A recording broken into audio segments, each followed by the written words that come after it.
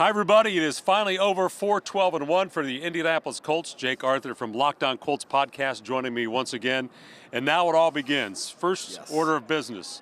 Got to find a coach, Jake, to turn this ship around. They sure do. They got a lot of major puzzle pieces to find, and that's the first one. And is GM going to be close behind that? We don't know yet.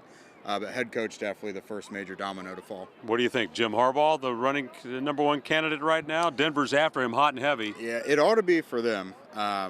They need to make a big swing, and obviously there's connections there. They've been connecting the dots for a while now.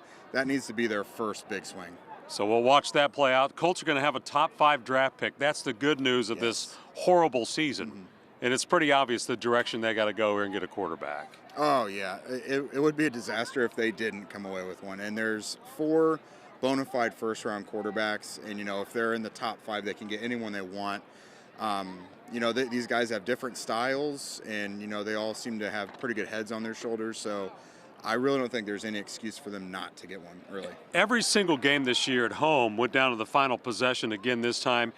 And yesterday was kind of a microcosm of what we watched all season long. But I think if you and I would have talked during training camp, we would have never dreamed they'd only have 4 wins and Matt Ryan wouldn't be any good and the coach would get fired. It's like, what happened here, right? Yeah. How did this thing get so far off track, you think?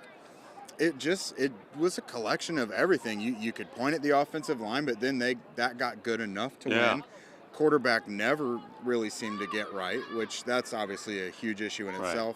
And then by the time the offense, or the offensive line at least, figured its stuff out, the defense, the dam broke, and they started to crumble. And then the whole team just kind of collapsed. Yeah. All right. Thank you for the time. Appreciate your help this year. Of course, Jake Arthur, Locked On Colts podcasting. Check it out. I'm Dave Calabro. We'll see what plays out next with this team.